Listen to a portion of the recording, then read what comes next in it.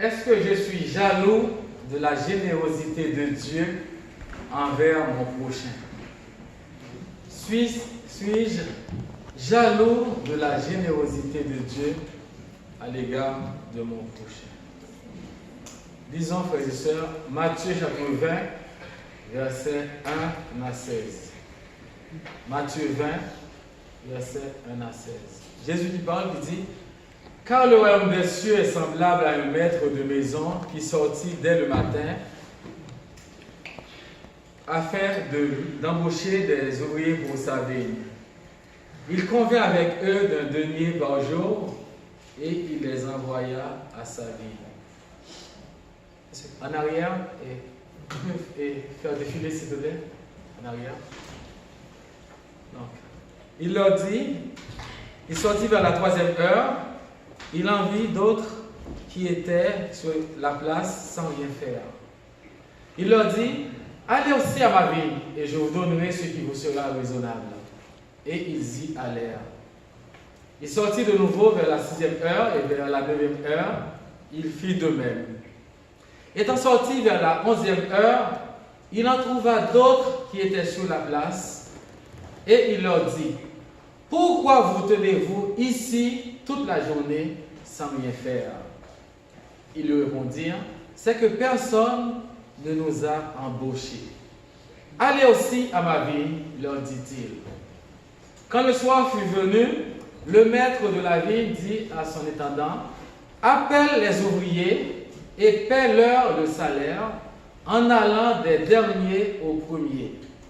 Ceux de la 11e heure vinrent et reçurent chacun un denier. Les premiers vinrent ensuite, croyant recevoir davantage, mais ils reçurent aussi chacun un denier. En le recevant, ils murmurèrent contre le maître de la maison et dirent: ces derniers n'ont travaillé qu'une heure, et tu les traites à l'égal de nous qui avons supporté la fatigue du jour et la chaleur? Il répondit à l'un d'eux: mon ami, je ne te fais pas tort. N'es-tu pas convenu avec moi d'un denier? Prends ce qui te revient et va-t'en. Je veux donner à ce dernier autant qu'à toi. Ne m'est-il pas permis de faire de mon bien ce que je veux? Ou vois-tu de mauvais œil que je sois bon?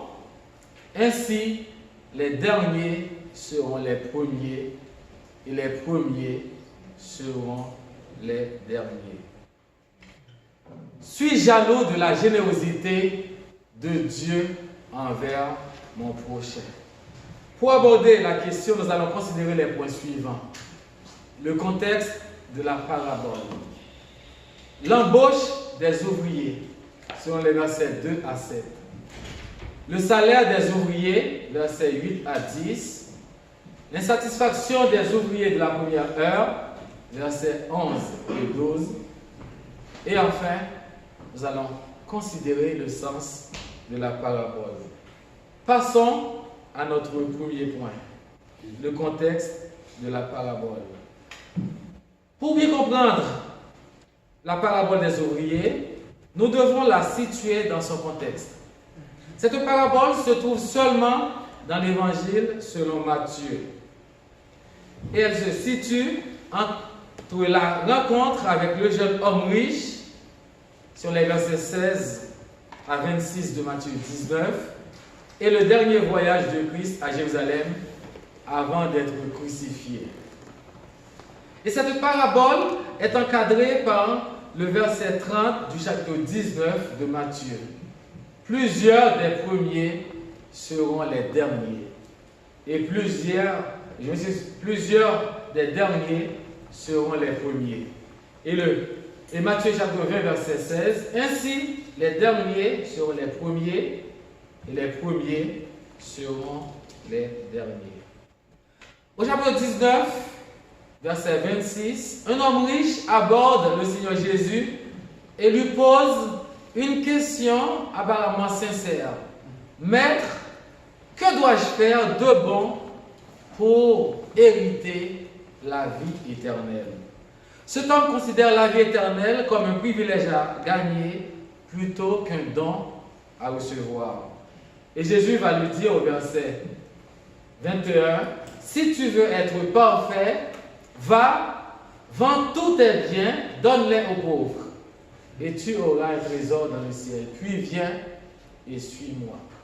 Verset 22, après avoir entendu ces paroles, ce jeune homme s'en alla tout triste, car il avait de grands biens. Au verset 25, les disciples ayant entendu cela furent très étonnés et dirent, qui peut donc être sauvé? Le contexte immédiat découle de la réaction des disciples à ce que Jésus a dit au jeune homme riche. Pierre, toujours en tête de liste. Pierre, parlant peut-être pour l'ensemble du groupe, dit au verset 27, « Voici, nous avons tout quitté et nous t'avons suivi. » Ne l'a pas quitté, alors qu'est-ce que nous allons obtenir en échange? Comme beaucoup d'entre nous aujourd'hui, Pierre pensait avoir une relation avec Dieu sur la base du mérite. Il ajoutait déjà ses points de mérite. Le message de la parabole peut être résumé dans cette déclaration. Le principe de base dans le royaume des cieux n'est pas le mérite, mais la grâce. Tout le monde va finir à égalité avec le Seigneur, pour ceux qui le reçoivent dans leur cœur comme leur sauveur et Seigneur. Tout le monde a le même salaire dans le royaume de Dieu. Donc, vous comprendrez le proverbe et comment la parabole va l'illustrer. Le Seigneur Jésus a donné cette parabole, la parabole des ouvriers de la 11e heure, pour illustrer et expliquer la réponse à Pierre. Ainsi, il compare le royaume des cieux à un riche propriétaire étant à la recherche des ouvriers pour récolter ses raisins.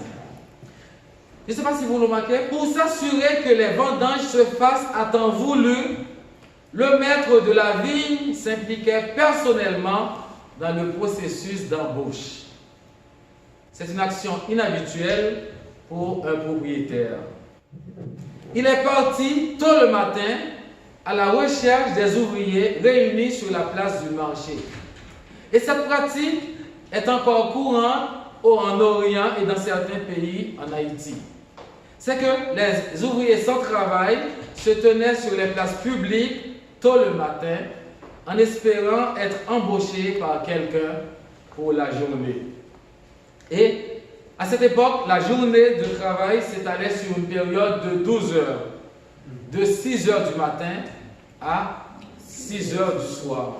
Pour quelle raison j'en parle? Parce que ce détail est très important lorsque nous allons parler des ouvriers de la 11e heure. J'aimerais nous rappeler, frères et sœurs, tout comme le propriétaire de la vigne est allé chercher des ouvriers pour sa vigne, le Seigneur Jésus est celui qui prend l'initiative du salut. D'ailleurs, il a dit en Luc chapitre 19, verset 10, « Le Fils de l'homme est venu chercher et sauver ceux qui étaient perdus. » Passons à notre deuxième point. L'embauche des ouvriers, selon les versets 2 à 7. Le verset 2 nous dit, « Le maître se mit d'accord avec eux sur un salaire d'une pièce d'argent pour la journée. » Et cette phrase est très importante pour comprendre la suite de la parabole. Cela signifie qu'après conclusion de l'accord, le propriétaire envoya des ouvriers dans sa vigne. Les premiers ouvriers sont partis travailler, sachant qu'ils allaient obtenir un denier pour la journée. Un denier équivaut au salaire d'une journée de travail qui permet de nourrir toute une famille. Et les versets 3 à 5 mentionnent 5 groupes de travailleurs. Le premier groupe de travailleurs s'est rendu à 6 heures du matin dans la vigne. Et d'autres sont entrés dans la journée à différentes heures. 9 heures du matin, 3 heures de l'après-midi, et les derniers ouvriers, soit 5 heures, donc 1 heure avant la fin de la journée, selon le verset 12. Et j'aimerais nous rappeler, frères et sœurs, ou souligner qu'à cette époque, il n'existait pas de salaire minimum. Il n'y avait pas non plus de garantie d'emploi. Il n'y avait pas d'agence pour l'emploi. Les chances de trouver un bon emploi étaient plutôt minimes, à moins qu'il y ait des contacts. Il sait que ce maître, si un homme ne travaille pas toute la journée, sa famille non plus ne va pas manger. Je ne sais pas si vous le remarquez, combien de fois le maître, le propriétaire de la vigne, est allé chercher des ouvriers pour sa vigne? À 5 occasions, il est à la recherche des ouvriers pour sa vigne. Il ne cesse de venir chercher des personnes. De la même façon, le Seigneur nous dit, Dieu ne veut que quiconque périsse, mais que tous parviennent à la repentance. Personne ne pourra se tenir devant Dieu le jour du jugement et prétendre que Dieu ne lui a pas donné le privilège de faire l'expérience de la grâce. Pour les premiers ouvriers, il fallait donc un contrat. Ces ouvriers et le maître se mirent d'accord pour un salaire d'1 denier. Le deuxième groupe de travailleurs est parti ayant seulement la promesse donnée par le maître. Je vous donnerai un salaire raisonnable. C'est-à-dire, ils ne savaient pas le montant exact que le propriétaire a. Le dernier groupe, celui de la 11e heure, c'est-à-dire ceux qui sont embauchés 1 heure avant la fin du travail, aucune récompense ne fut mentionnée. Le maître leur dit seulement, au verset 7, « Allez vous aussi à ma vigne. » Notons que ces derniers ne travaillaient pas, non par paresse, ni par mauvaise volonté. C'est qu'ils ont répondu, « Personne ne nous a embauchés. » Passons maintenant à notre 3e point. Le salaire des ouvriers. Selon les versets 8 à 10. La pratique habituelle était de payer les ouvriers à la fin de la journée afin qu'ils puissent se procurer du pain. Et à 18 heures, le travail étant terminé, le contremaître convoque les travailleurs et commence à les payer. Mais nous remarquons, frères et sœurs, une chose étrange se produit. Le contremaître commence par payer les ouvriers embauchés à 17 heures. La journée de travail était de combien d'heures? 12 heures. Donc, les ouvriers embauchés à la dernière heure s'attendaient probablement à recevoir le 12e du denier, puisqu'ils n'avaient travaillé qu'1 heure sur 12. À leur grande surprise, ils ont été payés pour 12 heures de travail. Vous imaginez, frères et sœurs, l'étonnement de chaque homme quand il reçoit un cadeau du propriétaire, parce qu'aucun de ces ouvriers ne s'attendait à recevoir beaucoup. Et maintenant, le propriétaire leur donne plus que ce qu'ils n'auraient jamais pensé obtenir. Parce qu'ils ont commencé à travailler à 5 heures, soit 1 heure avant la fin du travail. Cela nous montre que le propriétaire était gracieux et reconnaissant, qui savait que ces hommes étaient sans travail, il les récompensait au-delà de ce qu'ils auraient dû obtenir. Imaginons un instant la réaction des premiers ouvriers, voyant que le maître a donné, a payé aux employés, aux ouvriers qui sont arrivés à la dernière heure, c'est-à-dire à 5 heures, 1 heure, le plein salaire.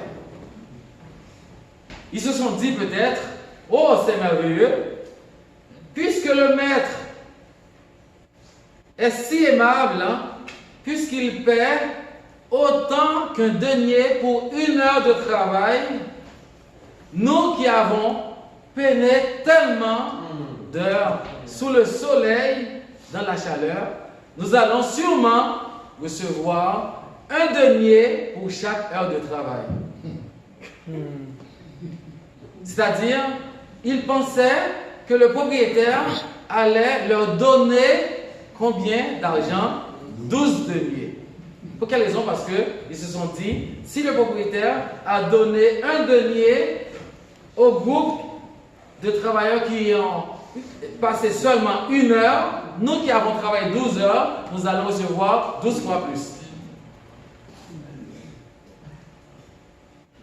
Mais j'aimerais nous dire que le verset 2 nous rappelle que le maître convainc avec les ouvriers de la première heure d'1 denier par jour. Et il les envoya à sa ville.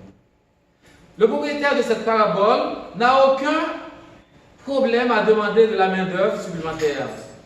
Et il a payé tout le monde pour son travail. On pourrait penser qu'il n'y aurait pas de problème. Non. Cependant, il y avait l'insatisfaction des ouvriers de la première heure. Frères et sœurs, il est de la nature humaine de penser que si j'obtiens plus que vous, c'est juste. Mais si vous obtenez le même montant ou même plus que moi, ce n'est pas juste.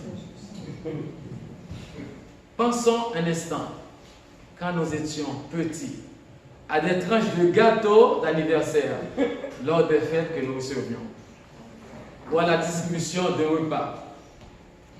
Quand on donnait un gros morceau à quelqu'un et on nous donnait un morceau moins grand.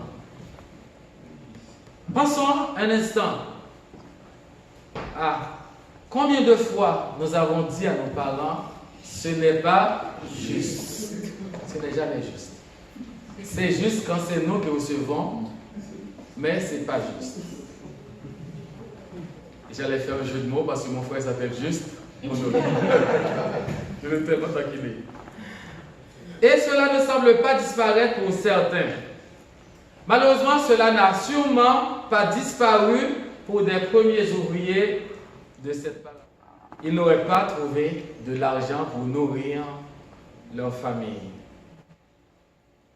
Est-ce qu'ils avaient été embauchés pour la journée? Oui. Est-ce qu'ils avaient travaillé? Oui. Est-ce qu'ils avaient accepté un denier pour la journée? Oui. Est-ce qu'ils ont reçu le denier?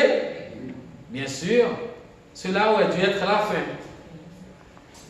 Mais quand ils voient qu'ils ne reçoivent que le même montant convenu, là ils commencent à exprimer leur déception et leur mécontentement. Pour quelle raison? Parce qu'ils étaient certains qu'ils allaient en recevoir plus, selon le verset 10. Et ils ont considéré que le maître était injuste. Ils étaient mécontents. Leur mécontentement ne provenait pas d'une injustice faite à leur égard, mais de la grâce accordée aux ouvriers de la dernière heure. Notez bien leur plainte au verset 12. Ces derniers n'ont travaillé qu'1 heure et tu les traites à l'égal de nous qui avons supporté la fatigue du jour et la chaleur. C'est comme si leur sentiment était « je mérite mieux » parce que j'ai mis plus d'heures que les autres. Je n'ai pas reçu autant que je méritais. Pourquoi Dieu permet-il que j'ai toutes ces difficultés alors que tout va si bien pour mon collègue? De là, nous avons l'insatisfaction, la comparaison, les murmures. La réaction des premiers ouvriers nous en dit long sur nous-mêmes. Frères et sœurs, combien de fois je me parle, parce que vous n'êtes pas comme moi, je me trouve envieux des bénédictions que le Seigneur accorde aux autres. J'aimerais nous dire que le Seigneur, le propriétaire, n'a pas fait tort aux premiers ouvriers qui ont rendu un service. Le propriétaire ne leur a pas refusé non plus même un cent de ce qui leur appartenait. Le problème avec les premiers ouvriers était leur jalousie. Ils étaient jaloux de ce que les autres avaient reçu le même montant qu'eux. Ils ont simplement regretté la générosité du propriétaire. Ils murmuraient non pas parce que le maître les avait privés de leur salaire, mais parce qu'il avait été miséricordieux envers les ouvriers de la dernière heure. Les ouvriers de la première heure estimaient qu'ils méritaient d'être payés plus que les autres. J'aimerais nous dire, frères et sœurs, quand Dieu accorde sa grâce à quelqu'un, sommes-nous là avec les ouvriers mécontents? Est-ce que nous murmurons contre la grâce de Dieu qui est répandue sur ceux qui, à notre avis, ne méritent pas cette grâce? J'aimerais nous rappeler, frères et sœurs, que nous ne méritons pas cette grâce non plus. La seule chose que nous méritons de Dieu, c'est la mort et la séparation. Si Dieu devait nous payer sur la base de l'équité, nous serions tous où? En enfer. Parce que la Bible nous dit, en Romains 6, 23, le salaire du péché, c'est la mort. Si c'est le salaire que nous voulons de Dieu, la Bible dit que c'est la mort que nous allons obtenir. Mais si c'est la grâce que nous voulons de Dieu, alors la grâce est un cadeau que nous ne pouvons pas payer. Heureusement, le verset ne s'arrête pas là. Le salaire du péché, c'est la mort. Mais le don gratuit de Dieu, c'est la vie éternelle. On sait qu'un don est gratuit, par définition. Mais pour nous montrer l'importance de ce don, c'est comme s'il fait un pléonasme ici. Le don gratuit de Dieu, c'est la vie éternelle en Jésus-Christ. Nous comprenons facilement ce principe dans le contexte de notre salut. L'apôtre Paul a dit, c'est par la grâce que vous êtes sauvés, par le moyen de la foi. Et cela ne vient pas de vous, c'est le don de Dieu. Ce n'est point par les œuvres, afin que personne ne se glorifie. Mais pour beaucoup de croyants, ils supposent qu'ils gagnent les bénédictions de Dieu par leurs œuvres, en dehors de la grâce de Dieu. Les auditeurs ont compris que les salaires versés aux travailleurs n'étaient pas liés directement à la quantité de travail qu'ils faisaient. Au lieu de cela, le salaire que chaque travailleur a obtenu était simplement une expression de la grâce du propriétaire. J'aimerais nous rappeler, frères et sœurs, que Dieu n'est pas seulement généreux avec sa grâce. Il est souverain en dispensant sa grâce aussi. Le propriétaire va dire au verset 15, ne met ce qu'il veut. Il a le droit d'appeler qui il veut, quand il veut, et de leur payer ce qu'il veut. Le propriétaire a vu des gens qui étaient si désespérés, même pour une fraction du salaire quotidien, ils étaient prêts à attendre dans la chaleur du jour, dans l'espoir que quelqu'un allait les embaucher. Il a vu des gens avec des familles à nourrir. Il a vu des gens qui avaient les mêmes besoins que ceux qu'il a embauchés au début de la journée. J'aimerais nous rappeler, frères et sœurs, que le Seigneur est à la recherche de nouveaux ouvriers. Et quand il les trouve, il va répandre la même grâce sur eux que celle qu'il a répandu sur nous. Il va les faire passer de la mort à la vie, comme il nous a fait passer de la mort à la vie quand il nous a sauvés. Parce que la parole nous dit, quiconque croit au Fils a la vie éternelle. Qu'il travaille pour Dieu pendant de nombreuses années, ou qu'il vienne à Christ à sa dernière seconde, comme le brigand dans l'Évangile selon Luc chapitre 23. Et c'est pas parce que nous avons cet exemple que vous devez attendre à la dernière seconde pour venir à Christ. La Bible dit, aujourd'hui est le jour du salut. Pendant que vous entendez son invitation, viens trouver le Seigneur. L'entrée dans le royaume des cieux n'est pas fondée sur les mérites. Cette entrée est un don absolu de la grâce de Dieu. On raconte l'histoire d'un homme qui est mort et qui est allé au paradis. L'histoire nous dit, Pierre l'a rencontré aux portes du paradis. Pierre lui a dit, encore Pierre, voici comment cela marche. Il te faut 100 points pour être au paradis. Tu me dis toutes les bonnes choses que tu as faites et je te donne un certain nombre de points pour chaque objet, selon la quantité. Quand tu vas atteindre 100 points, tu vas entrer au paradis. L'homme a dit, d'accord, je suis marié à la même femme depuis 50 ans et je ne l'ai jamais trompée, même dans mon cœur. C'est merveilleux, a déclaré Pierre, cela vaut 3 points. Le bonhomme a dit 3 points. Pierre dit oui. Le bonhomme a continué, il dit, j'ai assisté à l'église toute ma vie et j'ai soutenu son ministère avec mes dîmes et mon service. Pierre lui a dit, bravo, cela vaut certainement 1 point. Le bonhomme dit 1 point.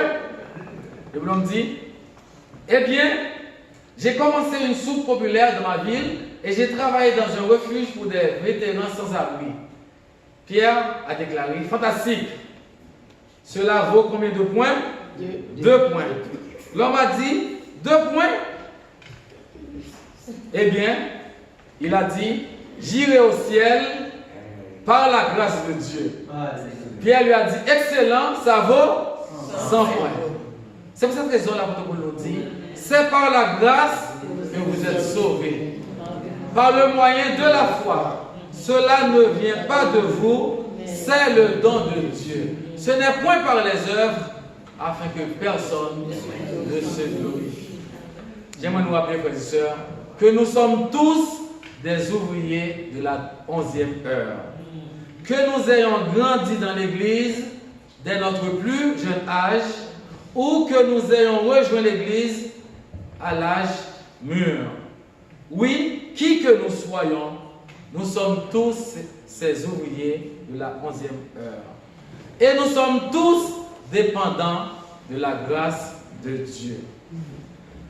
J'aimerais nous rappeler, frères et sœurs, encore que la participation au royaume de Dieu ne se fait pas par des œuvres, mais vient plutôt de la grâce imméritée et sans fin de Dieu.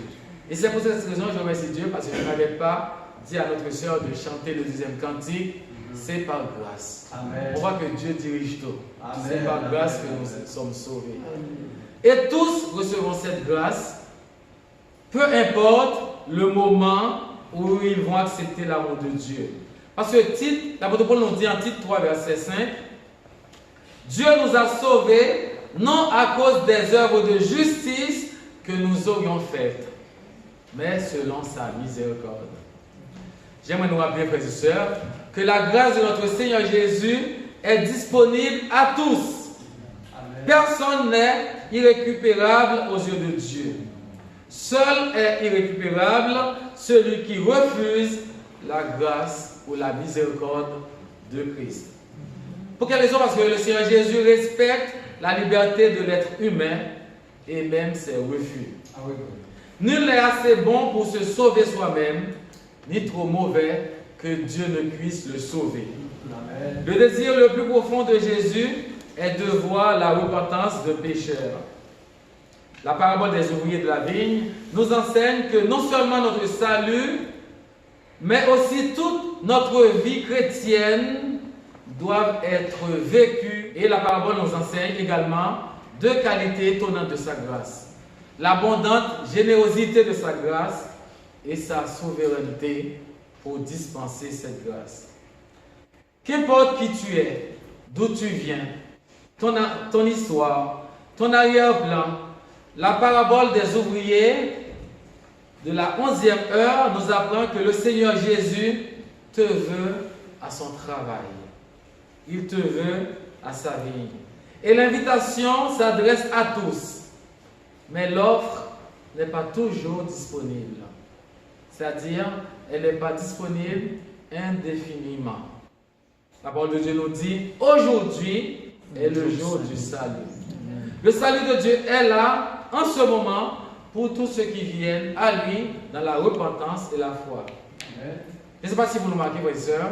Là où toi et moi méritions d'être condamnés, nous avons reçu la miséricorde de Dieu. Là où nous méritions la mort, nous avons reçu la vie. Là où nous méritions d'être rejetés, nous avons été adoptés par Jésus-Christ. Apprenons, frères et sœurs, à être donc reconnaissants pour tout ce que Dieu nous donne et à ne pas renier les bénédictions qu'il déverse sur les autres. Le sens de cette parabole. 4e point. La parabole des ouvriers se concentre particulièrement sur les travailleurs embauchés à la 11e heure. Ces travailleurs ont été traités avec une extrême générosité, recevant chacun 12 fois son salaire horaire. Pourquoi le propriétaire a-t-il engagé ses ouvriers à la 11e heure? Oui, parce qu'ils avaient besoin d'un salaire pour une journée. C'est pourquoi la loi obligeait les propriétaires fonciers à payer les hommes engagés à la fin de chaque journée. Frères et sœurs, quelle opportunité le Seigneur t'a accordée en ce moment. Il te fait grâce. Est-ce que tu es toujours inactif sur le marché? Est-ce que Jésus t'a appelé dans sa vigne? Notre Dieu est le Dieu de la grâce. Amen. Et la vie dans son royaume est vécue sous sa grâce. Amen. Beaucoup d'entre nous ont été appelés il y a longtemps, tôt dans la journée de nos vies. D'autres ont travaillé dans le royaume depuis de nombreuses années.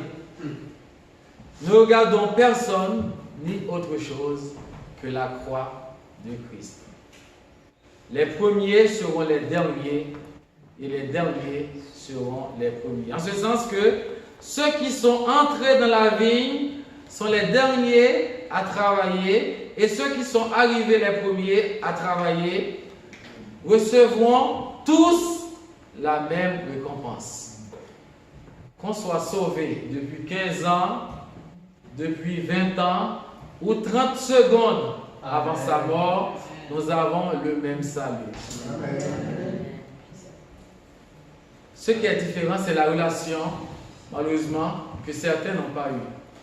Parce que ceux qui sont sauvés depuis longtemps, ils ont une relation avec Dieu, dont n'a pas pu bénéficier celui qui l'a reçu à la dernière minute. Frères et sœurs, et à chacun de nous, j'aimerais te rappeler que dans la vigne du Seigneur, il n'y a aucune place pour l'envie et les rivalités. Personne n'est en mesure de juger si ce qu'un autre reçoit est juste ou injuste. Seul le maître de la vigne peut déterminer la qualité et la valeur de travail de chacun des ouvriers. En fait, quels que soient les efforts que nous fournissons à son service, nous ne recevrons que le fruit de sa bonté. Amen. J'aimerais nous rappeler, frères et sœurs, une heure de service accomplie dans l'humilité et la fidélité dans le travail de Dieu a plus de valeur aux yeux de Dieu que 12 heures de travail faites dans un but égoïste ou pour notre propre satisfaction. Servons donc le Seigneur de tout cœur et avec gratitude. J'aimerais nous rappeler aussi, frères et sœurs, que dans la vigne du Seigneur, il n'y a pas d'ancienneté. Il n'y a plus ni juif ni grec. Il n'y a plus ni esclave ni libre, ni homme ni femme, car nous sommes tous un en Jésus-Christ, selon Galates chapitre 3, verset 28. Dans la maison du Seigneur, il n'y a pas de place ni pour l'orgueil spirituel, ni pour la lutte d'influence. Nous dépendons tous de la puissance du Saint-Esprit pour le succès de l'œuvre que le Seigneur nous a confiée. L'humilité doit nous garder de nous comparer à d'autres au point de nous estimer plus grands, plus utiles ou plus importants que les autres. Aucune tâche n'est plus importante qu'une autre dans la vigne du Seigneur. Aux yeux de Dieu, il n'y a ni grand pasteur, ni petit pasteur, ni grand membre, ni petit membre, ni église importante, ni église négligeable. De telles distinctions sont humaines, charnelles et inspirées par l'orgueil. Frères et sœurs, ce que le Seigneur demande de chacun de nous, c'est que nous soyons trouvés quoi? Fidèles dans l'accomplissement de la tâche qui nous est confiée. Amen. Tous ceux qui entrent dans le royaume de Christ pour le servir, peu importe la durée, le degré de difficulté, peu importe la situation, vont recevoir également la même récompense. Laquelle? La vie éternelle, la gloire éternelle et la ressemblance du Christ éternel. Ceux qui viennent en premier à Dieu ne vont pas recevoir plus que ceux qui viennent en dernier. Ceux qui viennent en dernier ne vont recevoir rien de moins que ceux qui viennent en premier. Ce qui est intéressant avec le Seigneur, c'est que nous allons recevoir des couronnes. Oui ou non? Amen. Pour notre fille, des couronnes, ou 4 couronnes, ou 1000 couronnes, nous allons toutes les déposer où? Au pied du Seigneur, qui nous a embauchés. En tant que croyants, frères et sœurs, cessons de nous comparer aux autres ou à ceux qui servent le Seigneur depuis plus longtemps. Ça fait 15 ans, 20 ans que je suis à l'église. 30 ans, 50 ans, 100 ans, je suis à l'église. Je suis plus important que celui qui vient d'arriver. Ça, c'est la chair, l'orgueil. D'ailleurs, ça peut faire 50 ans, 100 ans que vous réchauffez les chaises. C'est vrai que vous abîmez les chaises de l'église. Il faudrait apporter des coussins. Ne succombons pas, frères et sœurs, à la colère ni à la jalousie quand nous voyons la générosité de Dieu se répandre autour de nous. Dieu nous sauve par grâce. Il nous traite selon sa grâce et non selon nos mérites. Amen. Notre Dieu est un Dieu bon et généreux.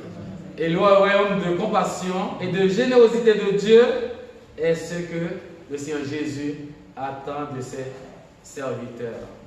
Et lorsque nous connaissons le Seigneur que nous servons, nous ne serons jamais surpris que sa grâce soit distribuée sans réserve ni hésitation aux autres. Oui, soyons reconnaissants et disons au Seigneur, merci parce que tu nous fais l'honneur, le privilège de nous embaucher à ta vie. Que le Seigneur vous bénisse. Amen. Levons nos frères et sœurs pour terminer avec le dernier cantique. Jésus